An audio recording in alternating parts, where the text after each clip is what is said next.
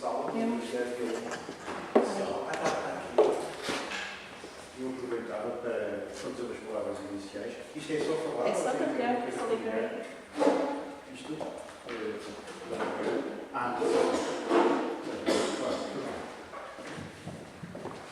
Boa tarde a todos. Eu sinto-me por continuarmos a ter um público, não tanto quanto seria para desejar, quem organiza as coisas sempre que a sala esteja cheia, mas de qualquer maneira estamos numa sala muito composta, certamente outras pessoas viram hoje, e sobretudo aqui na mesa não podia estar melhor composta, tenho aqui uma série de colegas. Eu vou só referir os professores Álvaro Campelo, da Universidade de Fernando Pessoa, lá ao fundo, quase, o professor Gonçalo, que está aqui do Instituto Politécnico de Tomar, já cá esteve na semana passada, o professor Joaquim Escriba, que está ali ao centro da mesa aqui, que é professor desta casa, a Maria José Barbosa, que está doutorada em Filosofia, como professor do Lacan, que está ali ao fundo. Depois, Estela Azevedo, que está ali no último lugar e que também está para uma tese de doutoramento. E finalmente esqueci-me, ou melhor, não coloquei aqui por ordem alfabética, peço desculpa, o Fernando Pereira, que é da Faculdade de Belas Artes, e a todos estes colegas eu quero agradecer muito a colaboração que vão dar. Hoje o tema é a memória. Este tema, só dizer meio dúzia de coisas, não se pôr na voz, não é? Numa área em que não seja que não sou competente, embora, naturalmente, este problema da memória está interligado com o problema de todo o ciclo, todos os sistemas estão interligados. Pessoalmente, acho que há várias maneiras de mudar, como qualquer outro tema, uma maneira um pouco mais académica, mais convencional, enfim, que todas elas são úteis, no fundo, até para se cotejarem aqui, em que vamos ver que os problemas de memória vêm desde a filosofia grega, que são antiquíssimos, não é? Nas suas múltiplas acessões e modos de pensar. Por exemplo, há um autor interessante que é o João Candor, que é um antropólogo, se intitula Antropólogo, tem um livro de edição académica sobre chamado Memória e Identidade. Enfim, calculiza esses problemas todos de um ponto de vista um pouco tradicional, creio que não dá importância devida quer à psicanálise, quer realmente à antropologia. A antropologia, que o próprio se diz ser antropólogo, trata de uma maneira muito tradicional, no sentido de dizer entre o povo tal e entre o povo tal, quer dizer, de uma maneira temporal. Depois há evidentemente outras maneiras de encarar a questão da memória. Do lado dos historiadores, um historiador polaco muito interessante, que é o Pomian, Krzysztof Pomian, que tem um trabalho das relações entre a memória e a história, e como é que a memória e a própria memória oral se transformam no objeto da história. E depois há uma outra maneira mais abrangente, quanto a mim, muito mais interessante, mas que eu ainda estou longe de abarcar, muito longe, que é entrar pela psicanálise, entrar pela questão do Freud e sobretudo do Lacan, e ver a memória, enfim, como um elemento, evidentemente, da constituição da subjetividade, e porque há também a visão do Bernard Stiegler, mas eu parece que o Bernard Stiegler é um autor interessantíssimo, que eu também tenho tentado ler. Tenho aqui vários livros dele em cima da mesa, mas um pouco esquemático, parece-me que talvez, não fossilizados, deve ser injusto, mas talvez cristalizado num conjunto de temas um bocadinho excessivamente fixos e, sobretudo, não dá importância a uma coisa que para mim é fundamental, mas isso é a minha perspectiva pessoal, que é a questão do entendimento do que poderá ser uma releitura da obra do Marx de hoje e da questão, para mim, incontornável, que é aquilo que o Marx chamou de classe.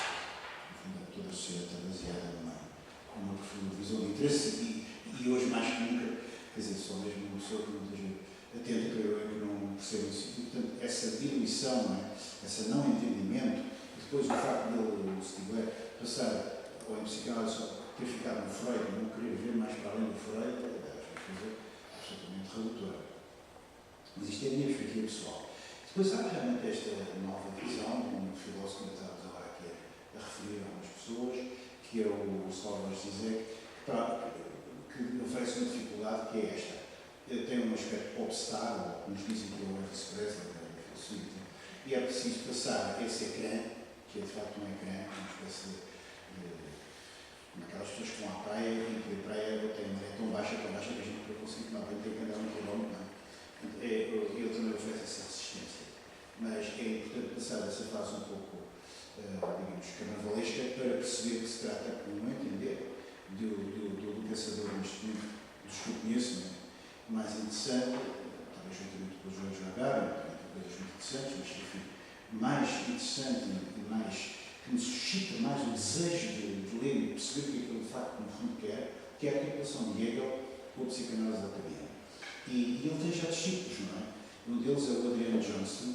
Eu tenho aqui um livro muito interessante que se chama A Ontologia de Zizek e tem um subtítulo chamado Uma Teoria da Subjetividade Materialista Transcendental. Portanto, até já está codificado com digamos,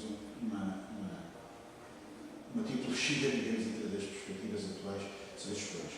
E com isto, calmo, agradecer mais uma vez aos meus colegas o favor de terem vindo aqui e de nos ajudarem a pensar sobre estes temas e a talvez sugerir que se pedisse para fazer a intervenção inicial de cada pessoa por ordem alfabética.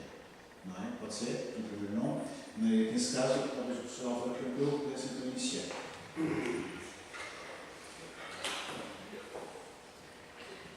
Boa tarde a todos. Eu gostaria, antes de mais, de agradecer o convite e a prazer estar aqui nesta excelente mesa, com colegas aqui presentes que podemos debater. Eu estive a semana passada, já vi que este debate é um debate de ideias e não uma sistematização, uma forma, não preocupação de não haver um PowerPoint, uma apresentação, mas de facto provocar a reflexão e de alguma forma contrapor algumas reflexões, algumas posições que é claro que já na semana passada vimos que há posições, não diria ideológicas, posições de filiações de leitura que só expressam muito as preferências das pessoas. Não é? Só não tenho ela, eu gosto de chamar-me Álvaro, entre o livro de 40 minutos, por exemplo, queria ser Zacarias, para ser sempre muito para ser chamado, e de facto era sempre o primeiro a ser chamado, sou o primeiro a falar, e eu vi quando era pequeno queria ser Zacarias, mas pronto, foi Álvaro. A minha condição de antropólogo e aquilo que eu gostaria de trazer para a nossa reflexão, quando falarmos de memória, é um problema com o qual nós debatemos continuamente por várias ordens, por várias razões. Primeiro que nós trabalhamos, diferentemente dos historiadores e arqueólogos e outros, até dos sociólogos que supostamente trabalham mais as cidades contemporâneas, se bem que nós hoje antropólogos trabalhamos claramente também as cidades contemporâneas e talvez há quem diga que hoje a antropologia é uma filosofia da sociedade contemporânea, mas propriamente aquele trabalho de estudos primitivos, estudos dos povos longínquos. O que é certo é que nós trabalhamos com um acontecimento vívido, ou seja, quando falamos de memória e a memória nos reporta um posicionamento na história e no momento da história, nós trabalhamos com comunidades vivas onde o evento, o acontecimento e a presença vivencial do cotidiano é o nosso objeto de trabalho. E até que ponto, nesse momento da cotidianidade da vida das comunidades, é para nós um objeto onde a memória está presente.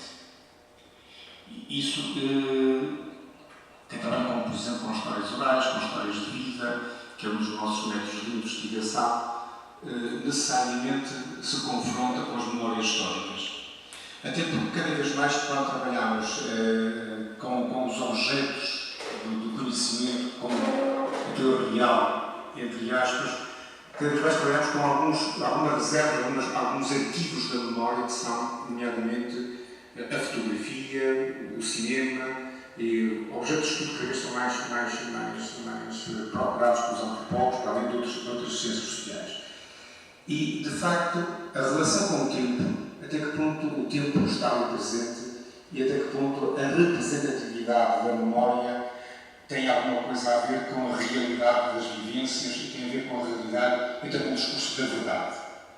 E convém desde logo dizer que nós, antropólogos, não andamos à procura da verdade. Se bem que, como disse no início, havia uma preocupação filosófica e a filosofia procura essa verdade, A nossa preocupação não é uma verdade pura e dura e não é encontrar um discurso único, um discurso único e hegemónico que mostra a realidade do cotidiano, mostra aquelas sociedades ou aquelas comunidades que nós estudamos. Não é esse o nosso objetivo. E de alguma forma a antropologia vem introduzir a questão da memória logo uma crítica às sociedades modernas, essas contemporâneas ocidentais, quando olha para a história, olha para o tempo de uma perspectiva de quase linear, só linear, sabendo nós que antropologicamente encontramos variadíssimas percepções e expressões do tempo. As culturas não veem o tempo da mesma forma e por isso não vivem a memória da mesma forma e não vivem o acontecimento da mesma forma, e isso é muito importante ter logo essa percepção quando trabalhamos em investigação antropológica. Aquela concepção bergsoniana de facto há uma linearidade e há uma sequência. A nós é difícil afirmá-lo e de alguma forma atestá-lo quando investigamos, porque encontramos sobreposições temporais, encontramos anacronismos extraordinários, encontramos diferentes concepções do tempo. E daí que a memória tem logo uma presença e um significado muito diferente daquilo que nós pensamos por uma memória construída, uma memória subjetiva, uma memória que tem que ser contada. Nunca trabalhamos com comunidades meramente como um documento, trabalhamos com documentos, um documento do passado, não. A memória tem que ser contada. Narrativa, que talvez os colegas que provavelmente são certamente muito mais bem informadas ou especializadas na psicanálise e noutras ciências, poderão-nos mostrar como é que, de facto, a presença da palavra e a expressão da palavra e a atualização da palavra narrativa na questão da memória é fundamental para nos aproximarmos do discurso da memória e nos aproximarmos da vivência dessa memória. Porque a memória, quando era atualizada, ela, como diria nós temos um clássico Karl Marx, que a memória não é só uma invenção. A memória é um processo coletivo. A memória é um processo coletivo, não só um processo individual. E essa ideia de que a memória pertence a uma comunidade, é vivida dentro de uma comunidade, é atualizada por uma comunidade, é fundamental para nós trabalharmos não só no sentido do património cultural dessa comunidade, mas da própria experiência que no cotidiano essa comunidade continua a atualizar e a viver o seu passado. Quando temos uma história de vida, é lógico que as pessoas contam a sua biografia. E a biografia tem, de facto, esses momentos do presente, passado e futuro. Mas quando estamos no presente antropológico, o presente antropológico é o presente que vive de um passado interpretado, de uma projeção de objetivos que têm a ver com percepções presentes. E daí que o tempo e o acontecimento, o evento, não viva nem no passado, nem no futuro, mas vive numa relação entre passado e futuro, ali, atual. E ter essa percepção e ter essa consciência quando trabalhamos é fundamental. Uma das dimensões que nós encontramos no trabalho, obviamente eu tenho feito um trabalho de campo na zona do Ponte de Lima, e quando trabalhamos com pessoas que viveram as dificuldades, por exemplo, do mundo rural, é que quando falam do passado, têm a memória do mundo rural, têm a memória, aquilo que nós todos chamamos de memória lenta, que é a memória longa, que é a memória que não é a memória do recente. Isso é muito interessante, porque há autores que trabalham muito isto, desta memória longa das sociedades tradicionais. Mesmo das sociedades urbanas, aquelas que foram sujeitas a grandes transformações económicas e culturais. Porque por vezes nós temos aquela sensação que tudo mudou. O mundo é diferente e o mundo de facto mudou, mas dentro deste mundo que muda e das narrativas da mudança do mundo encontramos evidências, encontramos essa memória do passado que permanece. E é fácil ver, talvez seja a antropologia a única ciência social que consegue, dentro das grandes transformações do mundo, encontrar essa permanência de memória longa. Porquê? Porque a antropologia tem uma metodologia e uma investigação da preocupação pelos eventos mínimos. Essa preocupação pelos eventos mínimos, aquilo que o Goethe chamava a descrição densa, talvez seja aí que não esteja essa memória que permanece. E que não esteja ao sabor das mudanças constantes daquilo que nós chamamos de momentos de ruptura. Há, de facto, momentos de ruptura na memória e na história, mas há muita coisa que permanece e que informa as vivências da modernidade e as vivências destas novas comunidades. E essa memória longa, a meu ver, nós encontramos constantemente no trabalho da campo. Por vezes, colegas que dizem: a sociedade rural acabou. A sociedade rural acabou. E quando fazemos trabalho de campo, nós vemos que muitos dos mitos, muitas das percepções do corpo, muitas, mesmo em pessoas que se dizem até não crentes e agnósticas, continuam a pautar interpretações do mundo, posições do mundo na base da memória lenta, longa, da mitologia, do religioso, das distinções de classe tradicionais, etc, etc. Eu nunca me esqueço, há 2 semanas, falando com um senhor numa freguesia em São Martinho da Câmara de Ponte Lima, e ele falava da sua vida, do que tinha passado, falava do futuro da sua filha, que era, dizia para mim, a minha filha, sabe, é empregada de mesa em Ponte Lima, no restaurante. Ele me dizia com um orgulho incrível, como se fosse uma coisa extraordinária. Me dizia que ela era um prémio Nobel, não sei o que era, mas uma coisa impressionante, para ver aquela pessoa, de facto, a ruptura da modernidade, a pós-modernidade, aquilo que pode ver muitas novelas, pode contratar muitas coisas, permanece essa estrutura da sociedade, permanece ali. Isso é muito interessante. Creio que também como um dos aspectos da memória que interessa para a antropologia é a ficção da memória e a construção da memória. Nós interessamos muito, quase na antropologia crítica, claramente ver como é que esta memória, se a memória coletiva, que há um pouco citei, é uma memória que depende de construções que compete ao antropólogo desconstruir. Desconstruir para que, de facto, quando fala dessas comunidades, não falo delas no trabalho e seja eu também levado, ele que é também um construtor da sociedade, um construtor do discurso científico, a fazer uma mitificação daquela realidade. E é fundamental para o antropólogo ter essa consciência constante quando trabalha com os discursos da memória, com os discursos da tradição, com os discursos do património cultural e com esta mobilidade das transformações das sociedades contemporâneas. Não sei se depois podemos falar, porque é interessante porque esta questão para o Alexandre fala muito da questão da busca do real, da invenção do real e da partir de um modo, a beleza do mundo, por vezes quando damos para a memória, estamos à procura da beleza do mundo, tudo que acabou aqui é bom. Então vemos pessoas que sofreram tanto dessa experiência e quando falam do passado, falam quase como um passado paradisíaco. É muito importante, é interessante isto, muitos antropólogos encontram, quando convidam, mas não sofreram, não tinham passado fome, não tinham estas dificuldades, não havia liberdade, o vosso marido mandava em vós, vocês não sofriam, e as pessoas realmente lembram-se disso, mas a memória é uma memória seletiva, uma memória de ficção, se quiserem construir, também eliminam tudo isso. A memória é muito construir na eliminação e na matar e só se ressuscita o que se interessa. Portanto, essa beleza do morto, que falava Certeau, é de uma forma a busca de uma realidade que, pertencendo à realidade, é uma mitificação da realidade.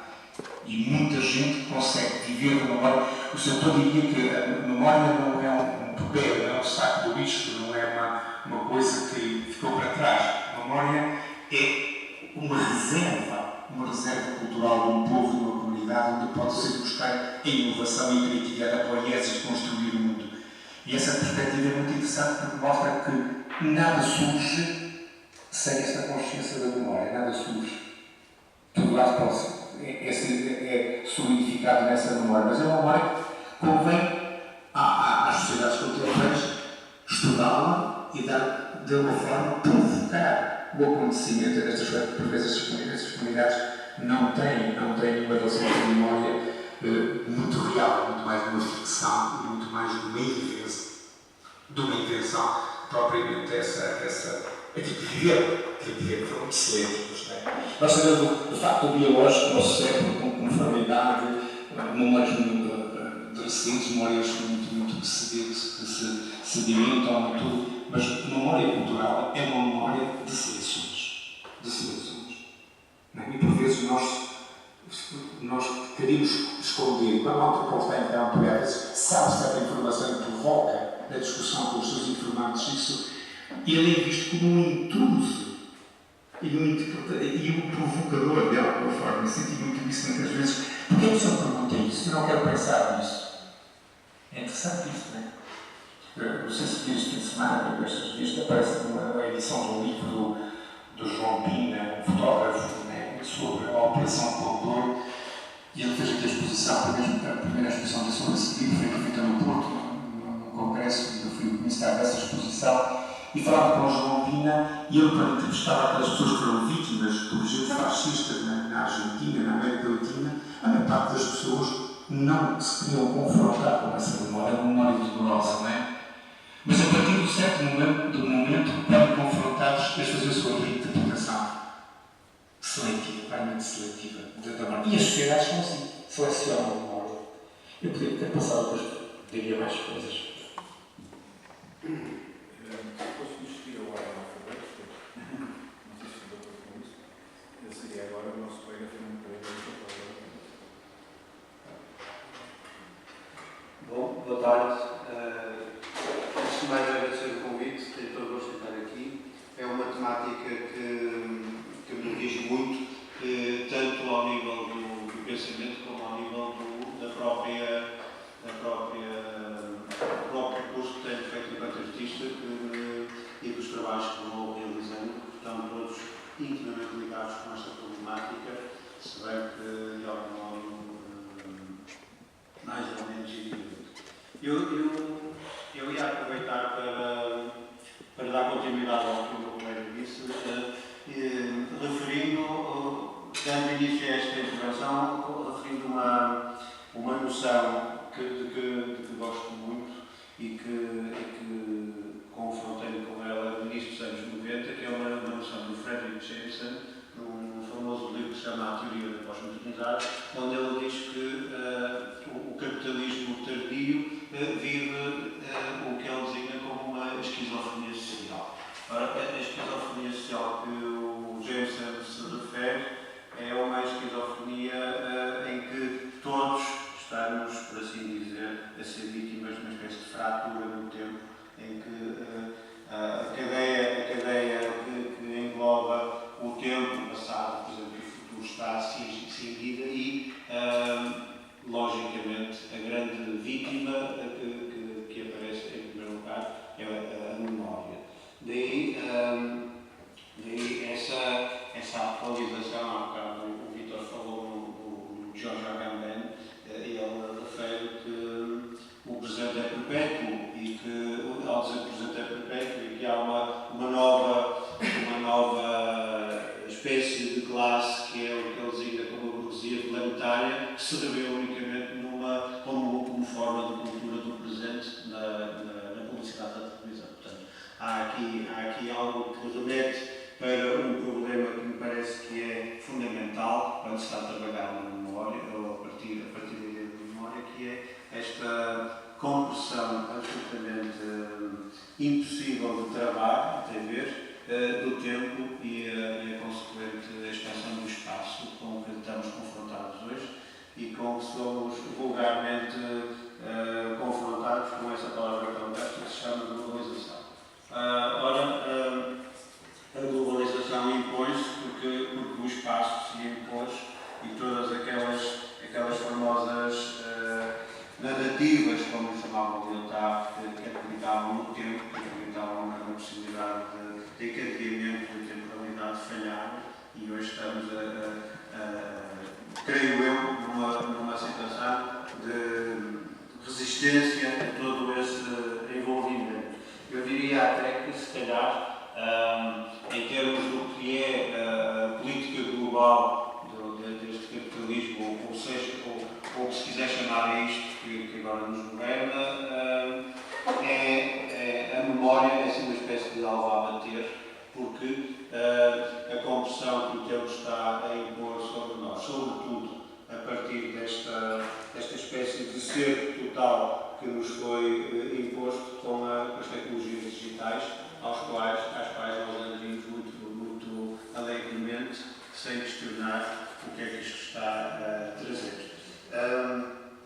É evidente que eu aqui deixo para os meus colegas de outras áreas, vou falar mais do ponto de vista que me é específico, que é o das práticas artísticas, onde isto é colocado de forma muito evidente. E para dar início a esta reflexão sobre as práticas artísticas, eu diria que há uma forma de estar por parte de uma arte mais mainstream que introduziu quase uma lógica que eu diria fashion para a produção artística, quase que há artistas de primavera-verão, outros outono-inverno e por aí fora. Se pensarem que de repente passamos de uma situação em que havia 4 ou 5 grandes exposições que se propunham a questionar todo este problema da presença da arte e da presença do que os artistas fazem relativamente ao que é o seu combate com a realidade,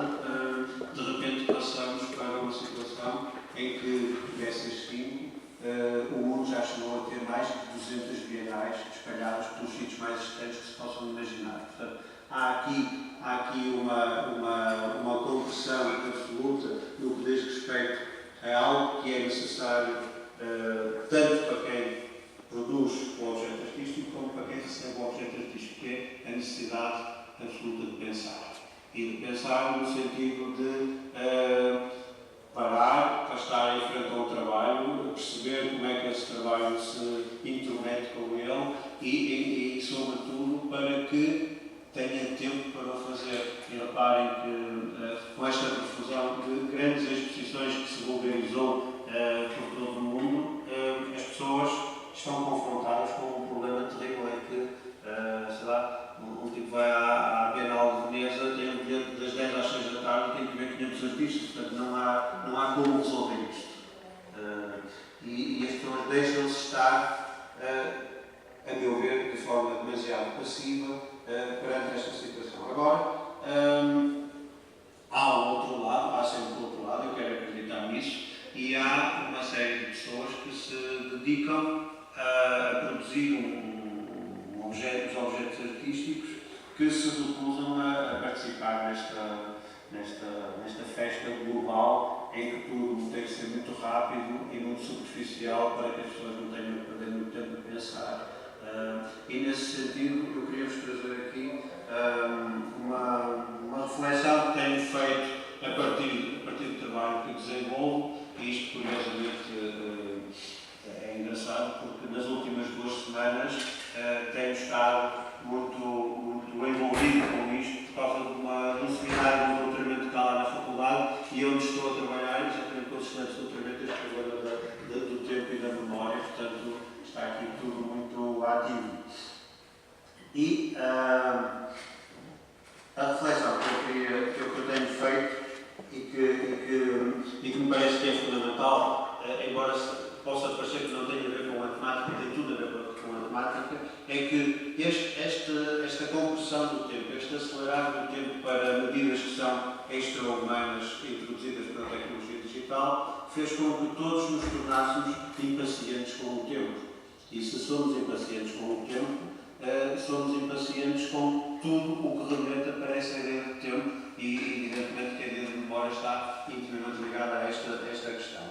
E, inclusive, como dizia outro dia aos estudantes do doutoramento, nós somos tão impacientes com o tempo que, quando damos conta do tempo, ele se transforma numa espécie de um fardo.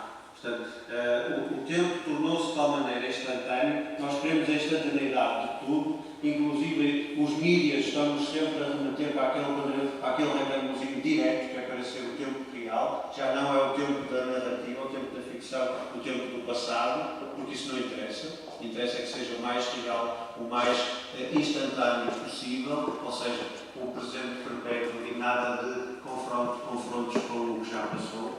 E nesse sentido, há muitas coisas que estão a modificar. E a relação com o tempo, a relação com a ideia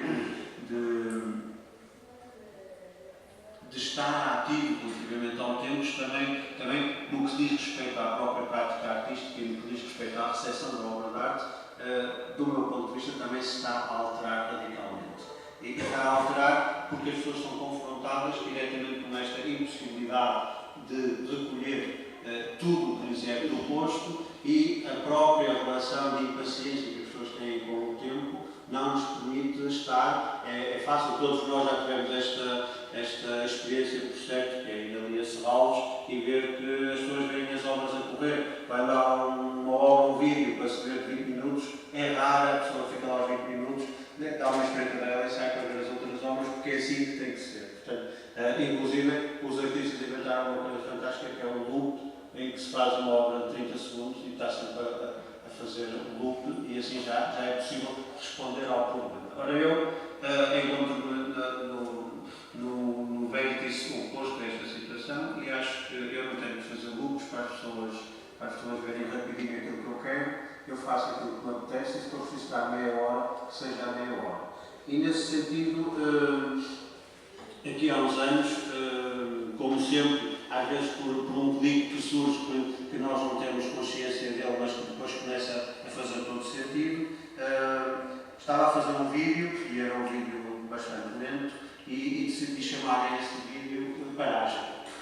E quando estava a escrever o título do vídeo, Paragem, de repente, e não me perguntem porquê, porque eu não tenho explicação para isto, de repente eu percebi, se calhar, uma coisa que vocês já perceberam, mas que eu não tinha percebido até ali, é que dentro da palavra paragem existem dois verbos absolutamente antagónicos, o verbo parar e o verbo agir. E isto pode-me a pensar, e a partir dali introduzir uma série de elementos no trabalho que estava a fazer e no pensamento que estava a produzir, e chegar a uma conclusão, é aqui que eu queria chegar, que é: se a ideia de paragem é tudo, menos aquilo que nos disseram durante todo o modernismo nas artes, que é a passividade absoluta, estar parado. Se calhar não é bem assim, porque o estar parado tem algo de ativo. E então o que me pareceu importante foi reativar um conceito que foi completamente mandado para fora, quase assassinado por todo o modernismo e modernidade, que é a ideia de contemplação.